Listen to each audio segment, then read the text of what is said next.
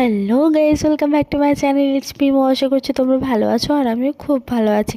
তো তোমরা দেখতেই পাচ্ছ আমি সকাল সকাল বসে গেছি গাছ লাগাতে। আর আজকে তোমাদেরকে আমি ভিডিওতে একটা নতুন জিনিস দেখাবো। আমি প্রথমেই একটা টব নিয়ে নিয়েছি। তো এই টবটা নিয়ে কী করবো তোমরা বুঝতে পারছো না না টবটা নিয়ে আমি তোমাদেরকে দেখাবো যে খুব সহজ উপায় কিভাবে টবের মধ্যে গাছ লাগায়। এই নিয়মটা অবশ্যই করা দরকার সবারই।